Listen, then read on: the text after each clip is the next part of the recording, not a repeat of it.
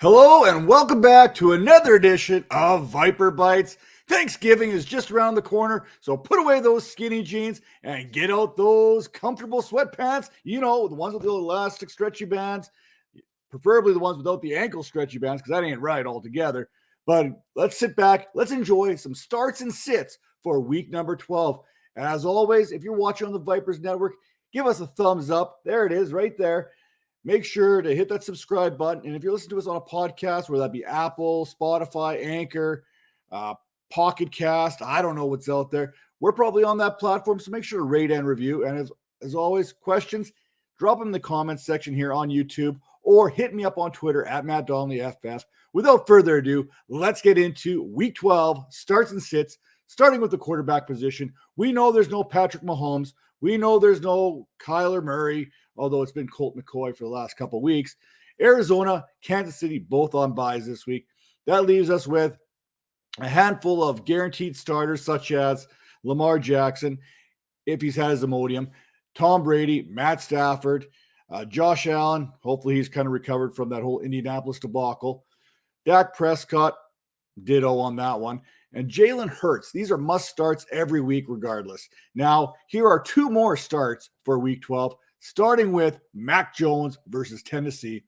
I said grab Mac Jones off waivers, and now I'm saying fire him up this week against a Titans squad that allows quarterbacks to score the third most fantasy points in all the land.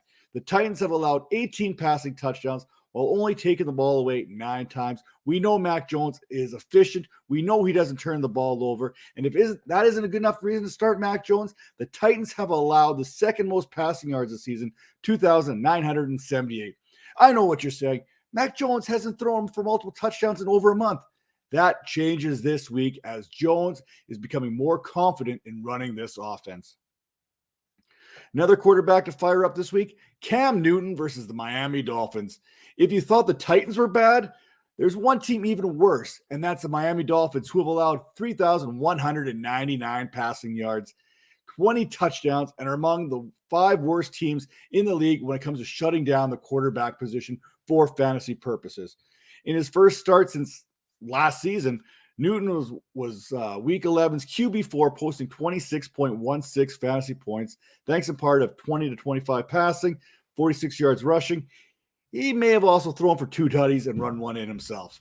Now, the one quarterback I'm looking at sitting this week is one of my personal favorites, Justin Herbert versus the Denver Broncos. While I'm expecting this one to be a shootout, I'm not expecting Herbert to run for another 90 yards like he did last week. In fact, the Broncos have a formidable defense that have picked off opposing quarterbacks 8 times this season and only allowed 13 touchdowns, which happens to be the 3rd fewest while surrendering the 4th fewest fantasy points per game to the position, 14.98. You're going to start him, but temper those expectations. And if you have better options out there, you may want to consider them this week. Now, at the running back position, you are going to start Jonathan Taylor, Najee Harris, Christian McCaffrey, Ezekiel Elliott, Nick Chubb, Austin Eckler. These are guys you fire up each and every week. Alvin Kamara would normally be in this, but it looks like he's trending to being out again this week on Thursday. So what's that leave you? That leaves us with Javonte Williams versus the Chargers. Yes, I just said sit Justin Herbert because the Broncos are good in that realm, but you know what? They're not so good when it comes to defending running backs, as they're allowing 26 or more fantasy points to opposing running backs. And Williams, he just keeps getting better each and every week, and his legs, they be fresh. Now, I'm betting Williams finds the end zone for the first time since Week 7 in this contest, as the Broncos will need to score in bunches and control the ball against their division foes. Now, another running back I'm firing up this week, Antonio Gibson versus Seattle. It took a while for Gibson to get going last week, but he did manage to finish with 95 yards on the ground and would have posted back-to-back double-digit fantasy weeks if it wasn't for that lost fumble. Now, Seattle, on the other end, have allowed the second most fantasy points per game on average to opposing backs this season, allowing 30.27 per game while surrendering 1,021 yards on the ground, along with 8 touchdowns. J.D. McKissick is also a sneaky play and has some nice flex appeal, as the Seahawks have surrendered the most receiving yards to running backs, 726 this season as well. Now, a running back that I'm sitting this week, on again, off again, that relationship with Myles Gaskin. This week, he's got the Carolina Panthers. Hey, you look, last week was a good matchup. This week, not so much.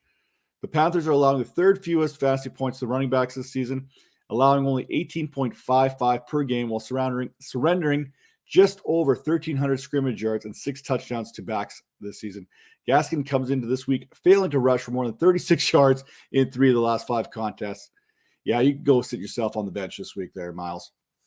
Now, the wide receiver position, let's take a look at this. Cooper Kupp, Davante Adams, Deebo Samuel, these are guys you're firing up every single week, no matter what. Tyreek Hill, he's on a bye week. You know what? If I could fire him up on a bye week, I'd probably even consider that. That's how good Tyreek Hill's been. Now, 2 more wide receivers who've been good as of late.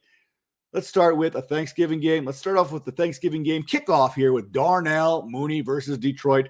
Technically, the Lions have been okay at defending opposing receivers, but we're sitting here talking about Darnell Mooney right now. With Robinson a long shot to play this week, I would expect Andy Dalton, to continue to pepper Darnell Mooney. Last week, the Ravens saw Mooney get targeted 16 times, and he found a way to get 121 yards and a touchdown in that contest. Another wide receiver who's been hot lately, Brandon Ayuk, and this week he's got the Minnesota Vikings. Yes, Deebo Samuel is the better play, but that doesn't mean you can't have 2 100-yard receivers in the same game. Last week, the Vikings allowed both Davante Adams and Marquez Valdes-Scantling to do just that. Yeah, Marquez Valdes-Scantling, 100 yards. Seems weird to say that out loud. Now, Ayuk is coming off a top 10 fantasy week in which he posted 21.5 fantasy points. And the Jaguars, well, against them, everyone's been kind of doing that. He had 7 catches, 85 yards, and 1 touchdown. That's how he got to those 21 fantasy points. It was the 3rd time in 4 weeks that Ayuk has produced more than 10 fantasy points, and the Vikings will give up plenty of points to both Ayuk and Samuel this week. So, Matt, who are you starting? Who are you crazy enough to sit this week? Well, let me tell you, A.J. Brown, he is on my bench this week. I've seen enough of the Patriots defense. I've seen enough of this Titans offense since Derrick Henry has been down to scare me away from must-starting A.J. Brown, especially against a top 5 defending defense when it comes to fantasy wideouts all season. A team that's only allowing 30.18 per contest. And we all know Bill Belichick will have something special up his sleeveless hoodie just for A.J. Brown on Sunday. Besides, it's not like it takes an evil genius to slow down A.J. Brown, as he has failed to top 50 yards receiving in 3 straight. Moving along, tight end position.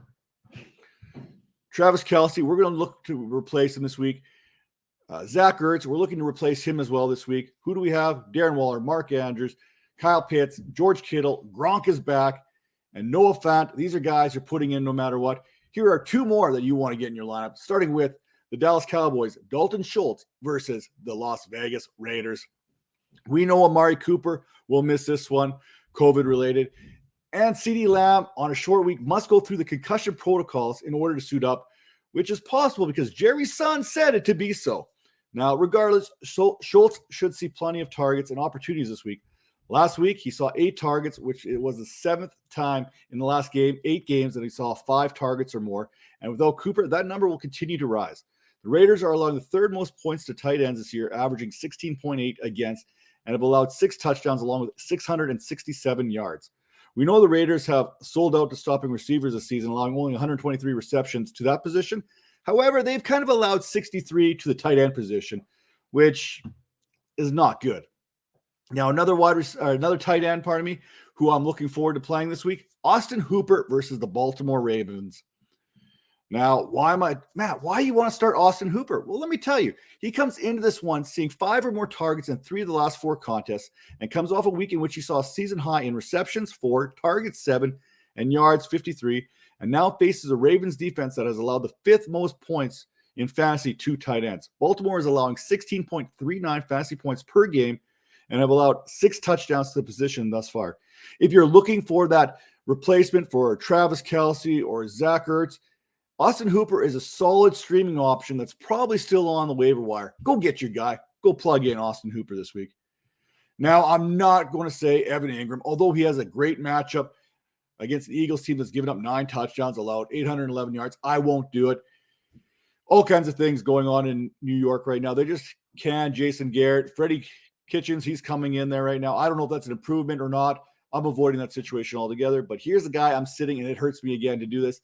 Mike Gesicki versus Carolina. This one does hurt. A lot. It's like you want to do it, go for the third or fourth plate of turkey there on Thanksgiving, and your belly's telling you not to do it, and you do it anyway. That's where I'm at with Gasecki this week. He has been a must start pretty much all season. I even almost forgave him for that goose egg a couple of weeks ago. I haven't. I'm petty that way, and I have trust issues. Now, this week he faces a stingy Panthers defense when it comes to fantasy tight ends, which, by the way, don't Google fantasy tight ends. It's probably not the best decision you'd make today. Now, Carolina is averaging just over 10 points a game in which they've allowed tight ends to score this year for fantasy. And when you look at it a little bit deeper, week 12, they've only given up through 12 weeks, 448 yards receiving, which happens to be the 9th best mark at the defending the position there so far this year. So, you know what, Mike Gesicki, you're going to have to sit. Panthers defense has the advantage in this one. With that all being said, these are your starts and sits for week 12. Head over to fantasypoints.com, enter promo code 21Vipers10, and get 10% off that subscription today. Catch you later.